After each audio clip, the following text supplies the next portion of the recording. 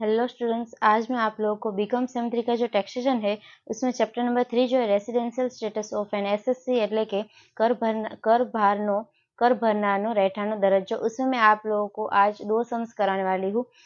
उसमें फर्स्ट है सम नंबर 7। ठीक है, यहाँ पे ये जो सम नंबर 7 है ना, वो गुजराती एंड इंग्लिश दोनों की बुक में डिफरेंस है, तो यहाँ पे मैं गुजराती मीडियम की बुक में से करवा रही हूँ। ठीक है, तो यहाँ पे सबसे फर्स्ट आप लोग को ऐसा दिया गया है कि श्री अगरकर तारीख 15/10 રોજ 7 માસ માટે રશિયાથી ભારતમાં આવ્યા હતા અને તેઓ ભારતીય નાગરિક છે। અગાઉના વર્ષોમાં તેઓ નીચે પ્રમાણે ભારતમાં રહ્યા હતા।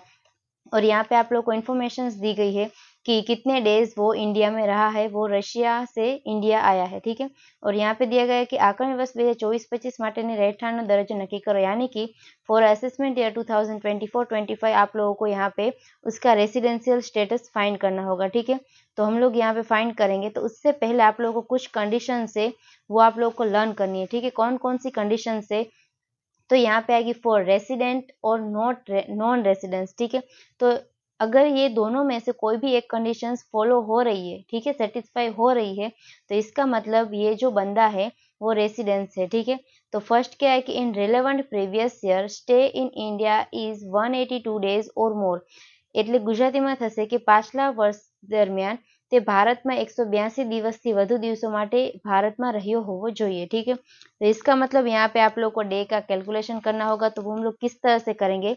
तो यहाँ पे जो इन्फॉर्मेशन दी गई है ना कि वो 7 मंथ के लिए आ रहा है, और कब आ रहा है, तो 15 अक्टूबर को। ठीक है, यानी कि अक्टूबर में टोटल कितने मंथ होते हैं, तो अक्टूबर में यहाँ पे आपको 30 डेज होते हैं। ठीक है, तो अभी हम लोग क्या करेंगे, तो डेज का कैलकुलेशन करेंगे। तो सबसे फर्स्ट तो अभी हम लोग क्या करेंगे, यहाँ पे ऐसे लिख देंगे कि 7 मंथ के लिए वो आ रहा है। ठीक है, तो अक्टूबर में टोटल कितने 31 डेज होते हैं, तो यहाँ पे लिखेंगे 31 तो डेज होते हैं, मगर वो 15 तारीख को वो इंडिया में आ गया है। ठीक है, 15 डेट को वो इंडिया में आ गया है, यानी कि अक्टूबर के 14 तारीख तक वो बाहर था।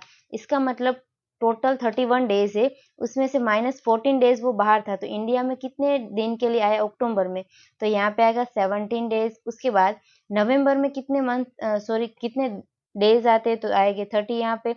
दिसंबर में आते हैं 31 डेज, उसके बाद जनवरी में आते हैं 31, और उसके बाद फेब्रुआरी में कितने आएंगे, तो यहाँ पे ये कौन सा ईयर है 2023-24, यानी कि फेब्रुआरी वो कौन सा होगा 2024 का होगा। तो आप लोगों को ये किस तरह से फाइंड करना है कि ये लीप ईयर है या बिन लीप ईयर है, तो हम लोग यहाँ पे 2024 को डिवाइडेड बाय 4 करना है, कोई भी साल को डिवाइडेड बाय 4 करना है। अगर पॉइंट में आंसर नहीं आता है, इसका मतलब इसमें आप लोगों को कितने डेज होंगे, 29 डेज मिलेंगे। ठीक है, अगर यहाँ पे पॉइंट में आंसर आ रहा है, इसका मतलब आपको यहाँ पे 28 डेज लिखने होंगे। ठीक है, और मार्च में यहाँ पे 31 डेज होते हैं, तो अभी हम लोग टोटल करेंगे, तो 17 + 30 + 31 + 31 + 29 + 31, तो आप लोगों को यहाँ पे 169 डेज मिल जाएंगे। तो 169 डेज जो होंगे वो हो जाएंगे 2023-24, यानी कि प्रीवियस ईयर के 169 डेज। ठीक है, इस तरह से उसके बाद आगे का भी हम लोग देख ही लेते हैं। ठीक है, तो यहाँ पे आप लोगों को डायरेक्टली इन्फॉर्मेशन दी गई कि 2022-23 में यहाँ पे दिया गया कि 235 डेज है। ठीक है, तो हम लोग लिख देंगे 235। उसके बाद आगे यहाँ पे 330 है डेज। ठीक है, और यहाँ पे कुछ भी नहीं दिया गया, यहाँ पे 118 दिया गया है। तो अभी हम लोग देखेंगे, तो फर्स्ट कंडीशन तो हमारी ऐसी है कि वो यहाँ पे 182 डेज से ज़्यादा वो इंडिया में रहा होना चाहिए। ठीक है, तो यहाँ पे तो 169 डेज ही इंडिया में रहा है, तो हम लोग यहाँ पे 169 डेज लिखेंगे। ठीक है, अटेंडेंस यानी कि गुजराती में थसे हाजिरी। यहाँ पे हम लोग वेरिफिकेशंस कर रहे हैं कि यहाँ पे बेसिक कंडीशंस हमारी जो है वो फॉलो हो रही है या नहीं हो रही है, तो यहाँ पे तो नहीं हो रही है, इसका मतलब हम लोग लिखेंगे नो। ठीक है, गुजराती में लखवामां आवशे ना। उसके बाद सेकंड कंडीशन है, अगर ये यहाँ पे सेटिस्फाई नहीं होती है, तो सेकंड कौन सी है कि in relevant previous year stay in India is 60 days और मोर, यानी कि 60 डेज से तो ज्यादा ही रहा है, એટલે કે પાછળના વર્ષ દરમિયાન તે 60 દિવસથી વધુ દિવસો માટે ભારતમાં રહ્યો હોવો જોઈએ, તો અહીંયા આગળ તો રહ્યો જ છે। उसके बाद प्लस क्या होना चाहिए, तो इन past 4 years prior to previous year stay in 365 days in India, એટલે કે પાછળના વર્ષથી 4 વર્ષ સુધી તે 365 દિવસ ભારતમાં રહ્યો હોવો જોઈએ। तो अभी यहाँ पे रिलेवेंट प्रीवियस ईयर में कितने दिन वो रहा है, तो 169 डेज यहाँ पे उसने अटेंड किए, ठीक है, प्लस हम लोग करेंगे लास्ट के 4 ईयर्स का इन्फॉर्मेशन दिए गए कि 1, 2, 3 एंड 4, तो इन तीनों का हम लोग टोटल करेंगे। तो यहाँ पे 235 प्लस हम लोग करेंगे 330 प्लस 118, तो आप लोगों को टोटल कितना मिला, 683 मिल गया, ठीक है। तो ये तो 365 डेज से तो ज्यादा ही है। इसका मतलब ये जो कंडीशन है वो यहाँ पे फॉलो हो रही है, तो हम लोग लिखेंगे येस, એટલે ગુજરાતીમાં લખવામાં આવશે હા। उसके बाद इसका मतलब क्या है, दोनों में से कोई भी एक सेटिस्फाई हो रही है, इसका मतलब ये जो बंदा है वो रेसिडेंस है, ठीक है, એટલે કે આ જે કોઈ પણ માણસ છે તે રહીશ છે। अभी हमको ये फाइंड करना है कि वो ऑर्डिनरी रेसिडेंट है या नॉन ऑर्डिनरी रेसिडेंस है, ठीक है, એટલે કે તે सामान्य रहीश છે કે बिन सामान्य रहीश છે। तो इसके लिए यहाँ पे दो कंडीशन है, ये दोनों कंपलसरी फॉलो होनी चाहिए। अगर इन दोनों में से कोई भी एक फॉलो नहीं होती है तो ये जो बंदा है वो ऑर्डिनरी रेसिडेंस नहीं होगा, ठीक है। એટલે કે અહીંયા જે બે શરતો આપેલી છે તે બંને શરતોનું પાલન થવું જોઈએ। જો બંનેમાંથી કોઈ પણ એક શરતનું પાલન નથી થતું તો જે कोई पण मानस है ते सामान्य रईस गणाશે नहीं, ठीक है। जो भी ये वीडियो को देख रहा है वो जल्दी से चैनल को सब्सक्राइब कर दे और वीडियो को लाइक और शेयर नहीं किया है तो जल्दी से कर दे, ठीक है। और हाँ, अगर आप लोगों को कॉस्ट अकाउंट, बिजनेस अकाउंट और टैक्सेशन के कोई भी चैप्टर के सम्स की PDF चाहिए, सम सॉल्यूशंस की, तो मेरी चैनल की मेंबरशिप में ऑलरेडी अवेलेबल है।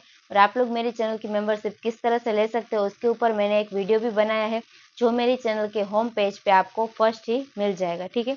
तो अभी ये हम लोग देखेंगे कि ये दोनों फॉलो हो रही है नहीं, ठीक है। तो minimum 2 years out of 10 years prior to previous वो स्टे होना चाहिए इंडिया में, ठीक है। એટલે કે ગુજરાતીમાં તે પાછલા 10 વર્ષ દરમિયાન 2 વર્ષ સુધી તે ભારતમાં રહીશ હોવો જોઈએ। इसका मतलब यहाँ पे जो पास्ट के ईयर्स दिए गए हैं उसमें वो रेसिडेंट होना चाहिए, એટલે કે रईस होવો જોઈએ। तो वो किस तरह से फाइंड करेंगे, तो यहाँ पे ये जो दो कंडीशन है वो वापस से आपको देखनी होगी, ठीक है। तो यहाँ पे अगर हम लोग देखें तो लास्ट के 10 ईयर्स यहाँ पे 10 नहीं दिए गए मगर टोटल 5 ईयर्स दिया गया है, ठीक है। तो उसमें भी हम लोग देख लेते, तो 2 ईयर्स होने चाहिए वो रेसिडेंट, ठीक है। तो फर्स्ट कंडीशन क्या है, तो 182 डेज वो स्टे होना चाहिए। तो यहाँ पे 182 डेज हो रहा है और यहाँ पे भी 182 डेज से ज्यादा ही हो रहा है, ठीक है। यानी कि 2 साल तो हमारे मिल ही गए। तो यहाँ पे हम लोग लिखेंगे येस, गुजराती में लखવામાં આવશે हाँ। उसके बाद सेकंड है prior to previous 730 days of last 7 years, એટલે કે પાછળના 7 વર્ષ દરમિયાન 730 દિવસ સુધી હાજર હોવો જોઈએ। तो अभी हम लोग ये सभी डेज का टोटल करेंगे, तो 169 प्लस करेंगे 235 प्लस 330 प्लस 118, तो यहाँ पे टोटल कितना हो रहा है, 852 हो रहा है। इसका मतलब 730 से तो ज्यादा ही है। तो ये जो हमारी कंडीशन है वो भी यहाँ पे फॉलो हो रही है, तो हम लोग लिखेंगे येस, એટલે કે લખવામાં આવશે हाँ।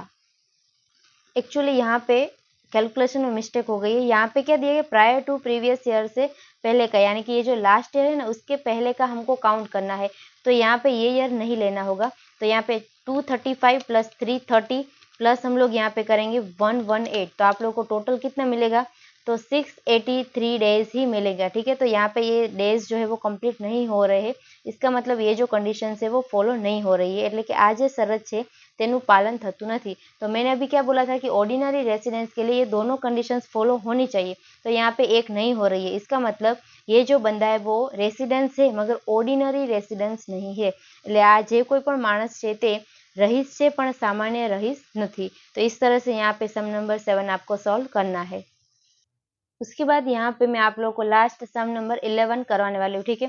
तो यहाँ पे इस सम में आप लोग को ऐसा दिया गया है कि mister Kohli a citizen of India in a manager of a Indian company since 1st May 2019 he has been regularly going to England for the company works. He spent the following days in England during the 5 years।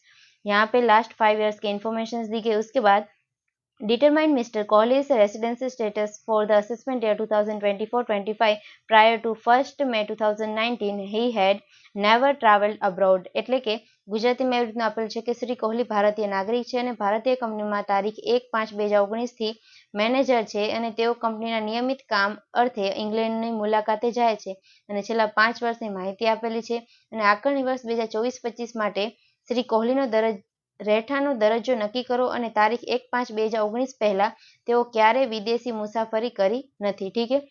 तो यहाँ पे अभी आप लोगों को जो days दिए गए हैं वो number of days stay in England है, ठीक है। तो यानी कि आपको इंडिया का भी फाइंड करना है। तो हम लोग क्या करेंगे, सबसे फर्स्ट 2020 का दिया गया है, तो ये हमारा लीप ईयर है, यानी कि 366 में से हम लोग माइनस करेंगे 318, -318, तो आप लोगों को यहाँ पे 48 डेज मिल जाएगा। उसके बाद यहाँ पे 365 में से माइनस करेंगे 150, तो आपको यहाँ पे 215 मिल जाएगा। उसके बाद यहाँ पे 271 जो है उसको 365 में से माइनस करेंगे तो 94 डेज मिल जाएंगे। और यहाँ पे 365 माइनस 310 कर देंगे तो 55 डेज मिलेंगे। उसके बाद यहाँ पे 366 डेज में से हम लोग यहाँ पे 2024 को डिवाइडेड बाय हमको 4 करना होगा, तो पॉइंट में आंसर नहीं आ रहा है, ठीक है। यानी कि 366 डेज हम लोग लेंगे, माइनस करेंगे 295, तो आप लोगों को यहाँ पे 71 डेज मिल जाएगा। तो इस तरह से आपको ये डेज का कैलकुलेशन करना होगा। उसके बाद यहाँ पे आप लोग को बेसिक कंडीशंस लिख देनी है। फर्स्ट क्या है कि इन relevant previous year stay in India is 182 days और मोर, तो यहाँ पे कितने डेज वो रहा है, तो लास्ट ईयर जो है उसमें तो सिर्फ और सिर्फ 71 डेज ही वो रहा है। तो यहाँ पे अटेंडेंस में हम लोग लिखेंगे 71 डेज, ठीक है। लेकिन हाजिरी में लखवा से 71 दिवसों,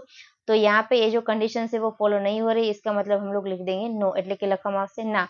उसके बाद सेकंड कंडीशन हमारी है कि in relevant previous year stay in India is 60 days और more plus in past 4 years prior to previous year stay in 365 days in India, એટલે કે તે પાછળના વર્ષ દરમિયાન 60 દિવસ રહીશ હોવો જોઈએ ભારતમાં અને તે પાછળના 4 વર્ષમાં 365 દિવસ માટે રહ્યો હોવો જોઈએ, ठीक है।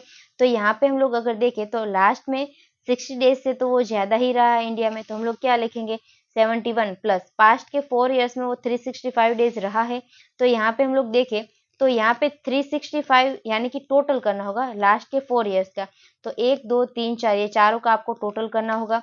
तो 48 प्लस हम लोग करेंगे 215 प्लस 94 प्लस करेंगे 55, तो यहाँ पे 365 से तो ज़्यादा ही हो रहा है, ठीक है। कितना हो रहा है, तो 412 हो रहा है। तो अभी हम लोग हम यहाँ पे जो कंडीशन है कि 365 होना चाहिए, तो उससे तो ज़्यादा ही है, तो हम लोग यहाँ पे लिख देंगे येस, એટલે કે હા લખવામાં આવશે, ये जो कंडीशन है वो फॉलो हो रही है, ठीक है।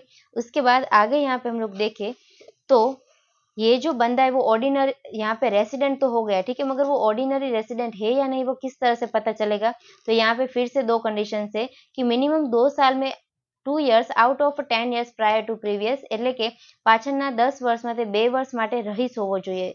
રહીશ એટલે કે यानी कि रेसिडेंस का मतलब क्या है, तो ये फिर से ये दो कंडीशंस आती है, ठीक है। पास्ट के ईयर में वो 180 डेज से ज़्यादा रहा होना चाहिए। तो यहाँ पे पिछले 10 साल में अगर हम लोग देखें तो यहाँ से 1 2 3 4 और इसके पहले का जो साल है उसमें वो कभी भी इंग्लैंड नहीं गया है, ठीक है। એટલે કે આ વર્ષો પહેલા તો इंग्लैंड ક્યારે પણ નથી ગયો, तो इसका मतलब यहाँ पे 365 डेज तो होगा ही होगा, ठीक है। इसका मतलब तो वो स्टे तो होगा ही, 10 साल में 2 साल तो इंडिया में रहा ही होगा, ठीक है, वो रेसिडेंट तो होगा ही। तो यहाँ पे हम लोग लिख देंगे येस, એટલે કે લખવામાં આવશે હા। उसके बाद सेकंड कंडीशन है कि prior to previous year 730 days of last 7 years, यानी कि એટલે કે ગુજરાતીમાં થશે પાછળના 7 વર્ષ દરમિયાન તે 730 દિવસ માટે રહીશ હોવો જોઈએ। तो यहाँ पे टोटल डेज कितने हो रहे हैं, तो 55 यहाँ तक हम लोग टोटल करते हैं और इसके पहले वो 365 डेज ही रहा है, ठीक है। तो ऑलरेडी 730 से ज़्यादा तो हो ही जाएगा, फिर भी मैं कैलकुलेशन करके आपको दिखा देती हूँ कि 55 plus 94 plus 215 plus 48 plus 365 plus 365, इस तरह से अगर मैं करती जाऊंगी तो ऑलरेडी 730 से तो ज़्यादा ही दिन आ गए। तो हम लोग यहाँ पे भी क्या लिख देंगे येस, એટલે કે શું લખવામાં આવશે હા। यानी कि ये जो बंदा है वो रेसिडेंट तो है ही मगर ऑर्डिनरी रेसिडेंस भी है, ठीक है। तो यहाँ पे इस तरह से आप लोगों को चैप्टर 3 के कोई भी सम्स पूछे जाए तो इस तरह से सॉल्व करने होंगे। तो यहाँ पे ये जो सम नंबर 11 था वो कंप्लीट होता है। I hope you understand and thank you all.